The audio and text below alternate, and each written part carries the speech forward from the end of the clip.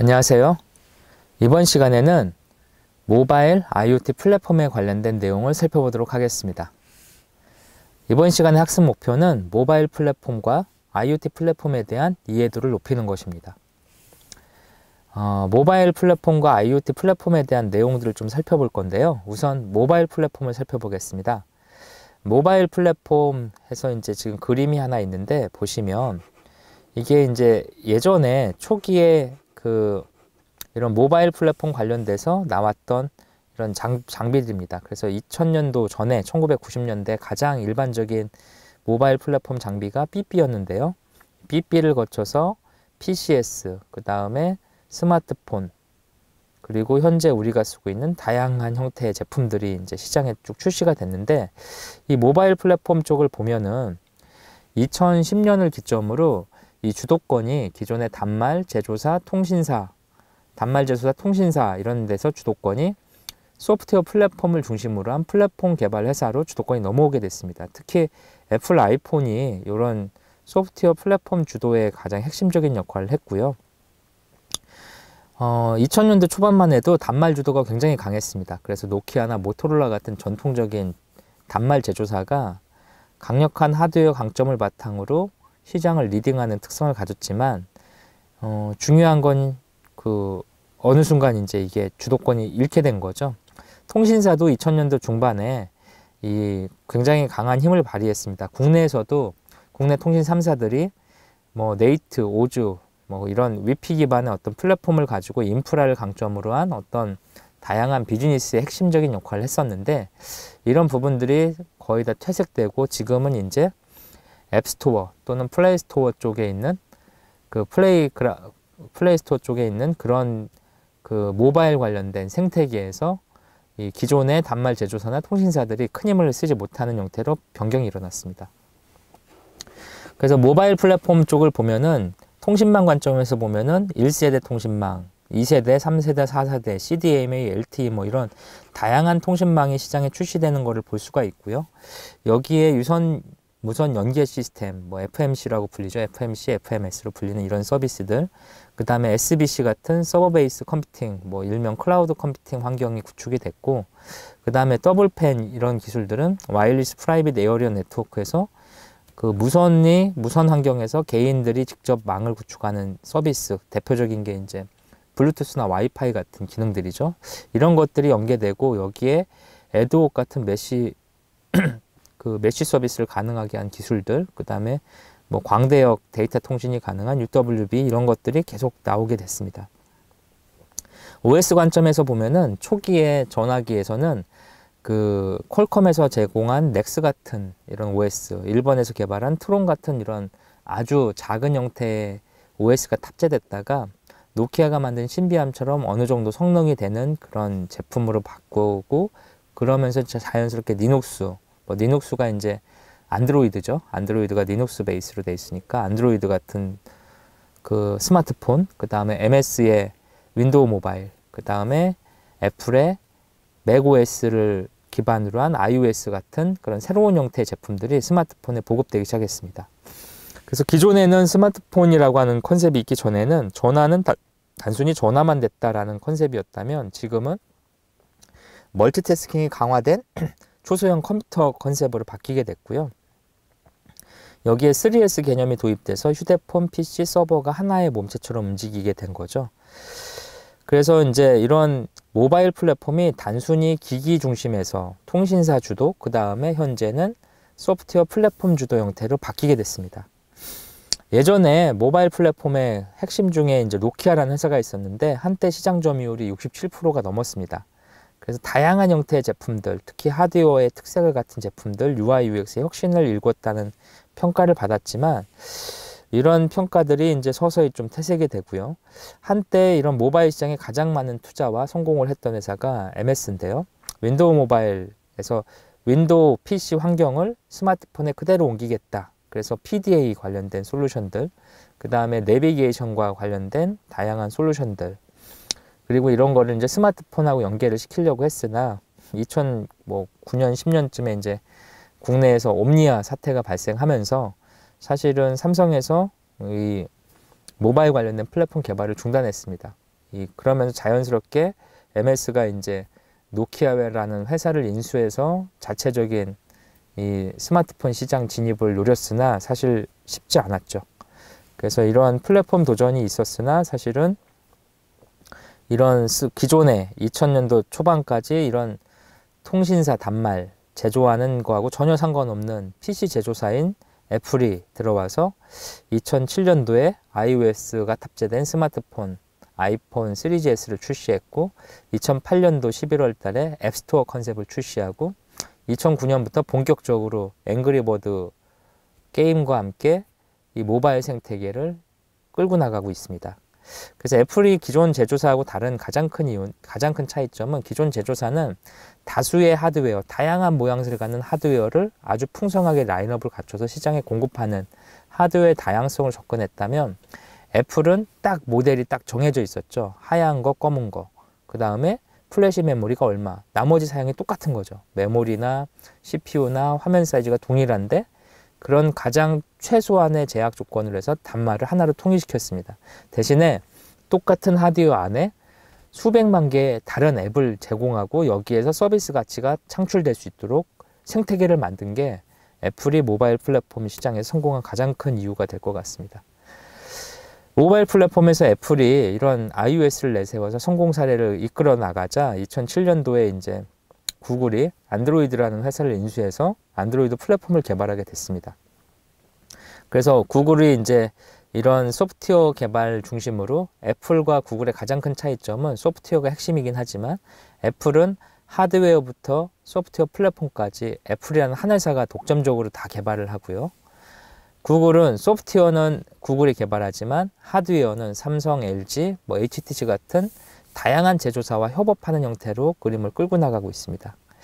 그래서 이러한 형태의 이제 안드로이드 모바일 플랫폼이 등장을 했고, 모바일 시장에서 또 하나 이제 그 블랙베리라는 회사가 있었는데, 그 캐나다의 회사인 림에서 만든 블랙베리라는 제품이 있었는데, 이게 사실은 2010년만 해도 굉장히 좋은 아이템으로 언급이 됐습니다. 근데 이런 블랙베리도 사실은 iOS나 안드로이드가 만들어내는 새로운 생태계, 에코시스템에서 자연스럽게 이제 지위를 잃게 돼서 시장에서 퇴출되는 단계까지 가게 된 것 같습니다. 국내 회사인 삼성에서도 바다, 타이젠 같은 자체 플랫폼을 개발하기 위해서 노력을 많이 했고요. 이런 거를 가지고 스마트폰 이외에 다양한 가전제품에 접목시키는 그 시도를 계속 해오고 있습니다. OHA라고 해서 오픈 핸드셋 얼라이언스라고 하는 게 있는데 여기서는 지금 언급을 저희가 별도로 안 하고 있는데 그 2007년에 이제 구글이 중심으로 해서 만든 플랫폼 협회입니다. 그래서 이런 OHA가 있는데 여기 이제 최근에 주목받는 이런 협회가 하나 더 있는데 사물인터넷 쪽에 OCF라고 있습니다. 이 OCF 같은 경우에는 이제 IoT 생태계에 이런 제조업체, 그 다음에 MS 같은 소프트웨어 업체, 삼성 같은 제조업체 이런 회사들이 모여서 이런 생태계를 또 꾸미는 작업을 하고 있습니다. 그래서 이런 OHA나 이런 게 결성이 돼서 인텔 애플과 구글의 이런 모바일 생태계를 저지하려고 노력했으나 냉정하게 이런 시도는 시장에서 성공하지 못한 것 같습니다. 모바일 플랫폼의 의미를 좀 보면은 기존의 제조사가 만든 수많은 단말기의 다양성, 즉 하드웨어 다양성에서 애플이 만들어낸 새로운 형태의 모바일 생태계는 하드웨어는 통일하고 소프트웨어를 다양하게 가져가는 형태가 만들어진 게 가장 큰 특징인 것 같습니다. 그 PC 운영체계에서 구글, 애플, MS가 있다면 역시 모바일 생태계에서도 구글, 애플, MS가 큰 영향력을 미쳤고요. 이 중에서는 이제 PC 환경하고 다르게 PC에서는 MS가 강자, 그 다음에 맥OS를 만든 애플이 그 부강자, 그 다음에 크롬북을 만드는 구글이 이제 가장 약자로 평가가 되고 있고요. 반대로 모바일 시장에서는 MS가 이제 시장에서 굉장히 약자가 됐고, 이 시장의 수익성은 애플이, 그 다음에 전체적인 판세는 구글이 끌고 가는 형태로 이 플랫폼이 된 것 같습니다. 모바일 플랫폼 할 때 액세스, 몬타비스타 이런 다양한 것들이 있는데 이런 것들은 사실 안드로이드하고 기본적인 컨셉이 매우 유사한 그런 플랫폼이었습니다. 안드로이드는 기본적으로 어플리케이션은 자바로, 그 다음에 프레임워크도 자바로, 그 밑에 있는 라이브러리, 그 다음에 그 리눅스 기반의 OS, 이런 것들은 C나 C++로 구성이 돼 있었습니다.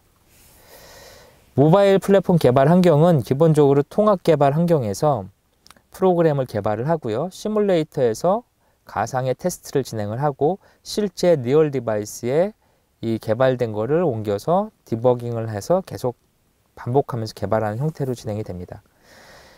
통합 개발 환경, IDE라고 불리죠. 그래서 통합 개발 환경에서는 기본적으로 코딩 하는 거와 그 다음에 코드에 대한 디버깅, 이런 부분들을 하고 있습니다. 이런 것들이 이제 가상화하는, 그러니까 리얼 디바이스를 실제 가상화, 소프트웨어적으로 가상화해서 올려주는 것들이 있는데, 뭐 QEMU 같은 가상화 솔루션을 이용해서 이제 이런 것들을 좀 만드는 경우가 있고요. 이게 이제 시뮬레이터죠. 시뮬레이터. 그 다음에 실제 시뮬레이터에서 구현 못하는 기능들이 있습니다. 스마트폰 같은 경우에는 센서 정보들이 들어있잖아요. 그래서 자이로 센서라든지 터치 센서, 뭐 기압계, 뭐 조도 센서, 뭐 그 앞에 모션 센서, 이런 카메라 센서 같은 것들이 있는데, 이런 것들은 소프트웨어 시뮬레이터에서 다루기가 굉장히 어렵죠. 그래서 이런 것들에 대해서는 리얼 타겟에서 테스트가 이루어져야 됩니다. 기본적으로 모바일 개발 환경에서는 소스 코드를 작성을 하고 이거를 그 모바일 환경에 제공하는 플랫폼에서 제공하는 이런 그 코드를 갖다가 활용할 수 있어야 되는데, 이런 거를 제공해주는 그런 개발 환경 플랫폼이 필요합니다.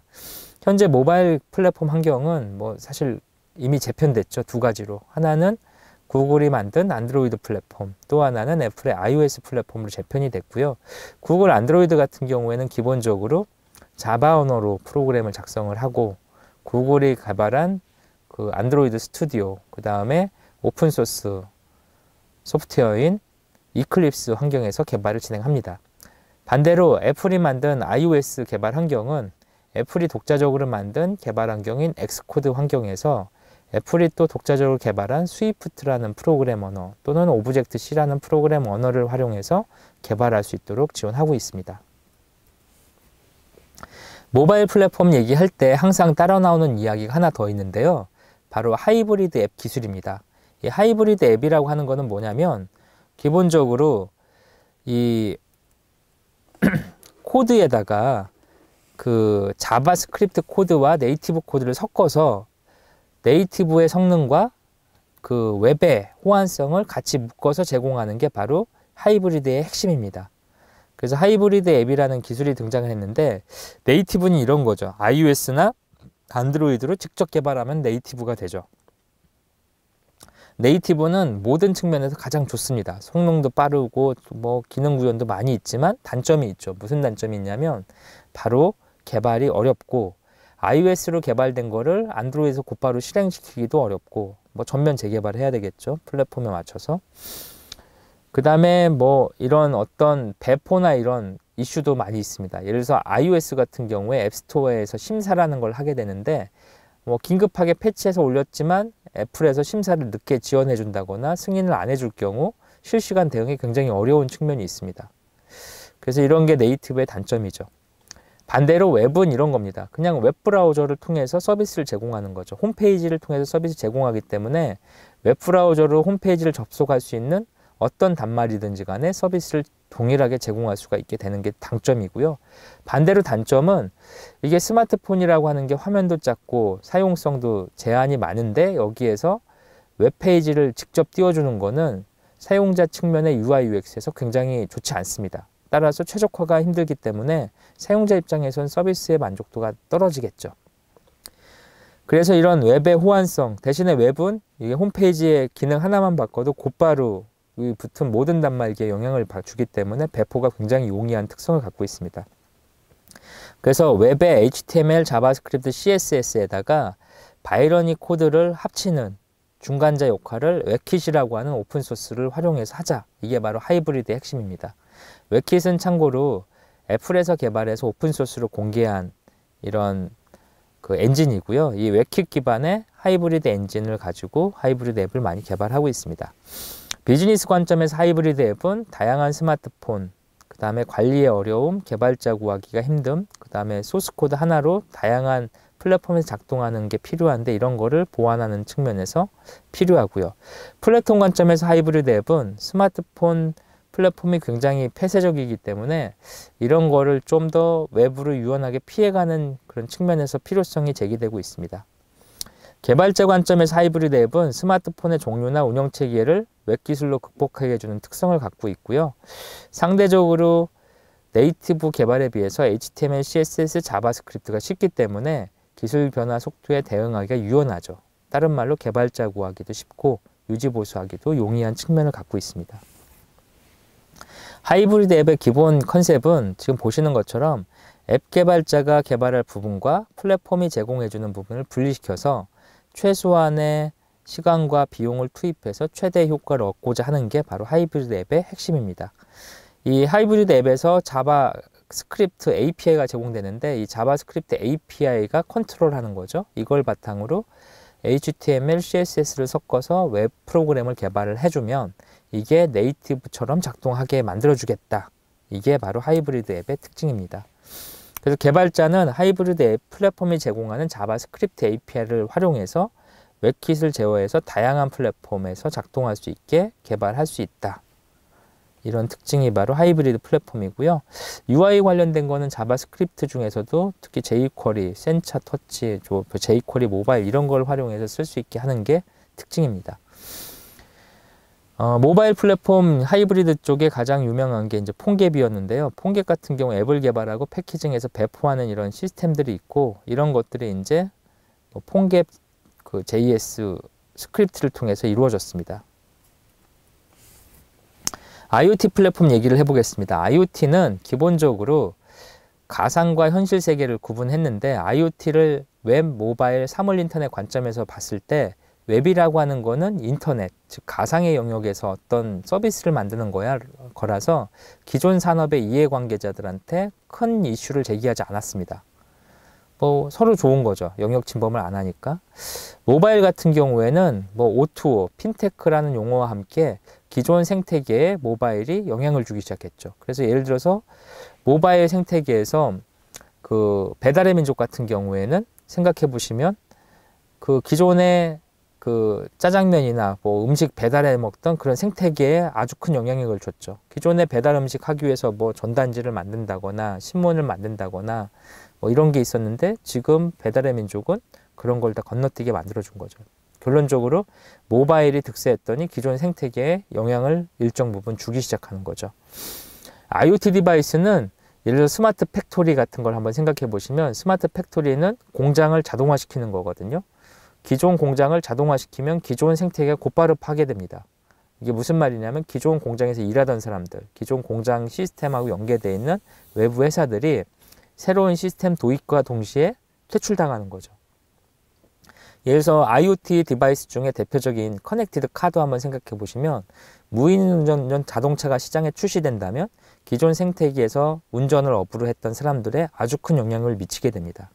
그래서 IoT 플랫폼은 기존의 웹이나 모바일에 비해서 이 산업 파급 효과가 굉장히 크고 이를 통해서 시장에 다양한 파생 효과를 일으킬 거기 때문에 다른 산업에 비해서 굉장히 중요성이 언급되고 있는 산업입니다.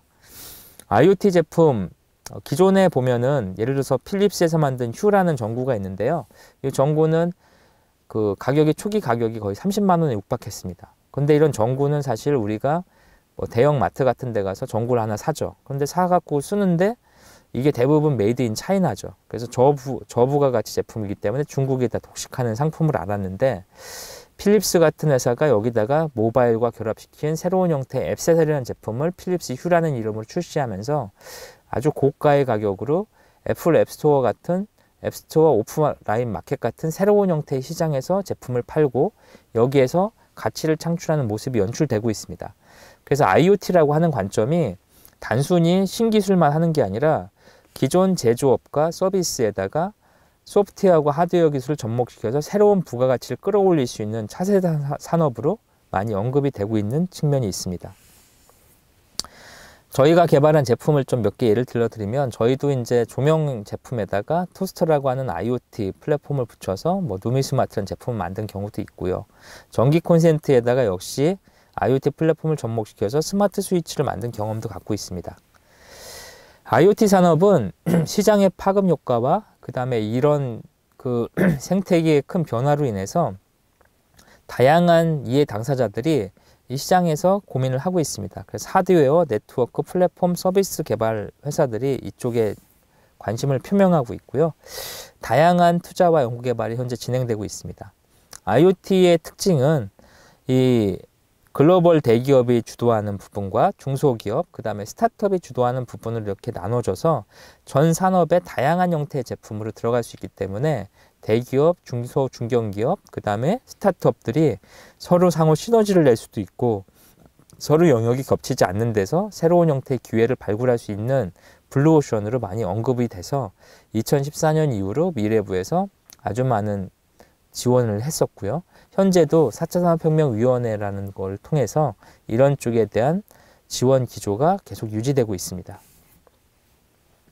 IoT 산업은 기본적으로 B2G와 B2B, B2C 관점에서 보면은 B2G가 정부에서 이제 시범 사업을 한다거나 이런 거 또는 정부에서 뭐 환경에 관련된 것들 또는 에너지에 관련된 인프라성이 강한 이런 산업들에 대해서 선제적인 투자를 하고 이걸 통한 시장 창출을 하기 위한 노력을 기울이고 있고요.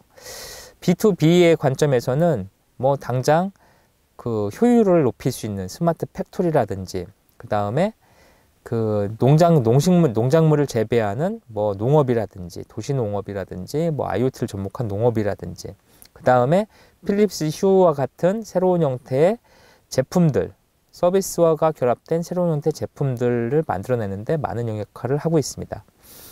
B2C 관점에서는 뭐 자동차, 일반 소비자가 쓰는 헬스케어 어떤 서비스, 밴드라든지 그 다음에 집에서 사용하는 어떤 디바이스들 이런 것들이 전부 다 B2C 영역에서 관심을 받고 있습니다. 인터넷 기술이 처음 등장했을 때를 한번 회고해 보면은요, 그 당시에 2000년도 초반에 국내에는 수많은 인터넷 비즈니스 하는 회사들이 등장을 했었죠. 이 회사들이 꿈 같은 얘기를 했는데 항상 이런 얘기가 따라다녔습니다. 수익을 뭘로 발생시키지? 돈은 어떻게 벌지? 고객이 누구지? 그래서 핵심 서비스가 뭘까? 그 시장에서 그런 고민을 하다가 실제 시간이 한참 지나서 봤더니 그 서비스를 제공한다는 회사들은 거의 대부분 사라지고 시장은 새로운 형태 몇 개의 소수의 플랫폼 기반의 회사들이 남아서 기존하고 다른 형태의 수익 모델로 이끌어가고 있습니다. 모바일 시장도 역시 마찬가지인데요. 2010년 이후로 가장 주목받는 모바일 서비스 업체들이 바로 소셜 커머스 기반 업체들인데 2010년에 국내에 888개 등록되던 소셜 커머스도 역시 채 10년이 지나지 않은 시점에 채 3개가 남지 않았습니다. 역시 아직도 수익 모델 유료화 고객층 서비스에 대한 이슈가 아직도 남아있죠.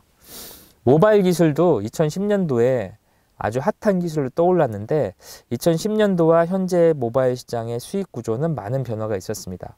2010년만 해도 초기 시장에서는 애플과 구글의 플랫폼이 30%를 가져가고 개발사가 나머지 70%를 다 가져가는 구조였다면 현재 시장에서는 이 구조가 쉽지 않습니다. 물론 지금도 애플과 그 구글 개발사들이 7대3 구조를 유지할 수는 있으나 중요한 게 애플 앱스토어에 있는 수백만 개 앱에다가 내가 출시한 앱을 올려봤자 이게 노출시키기 굉장히 어려운 거죠.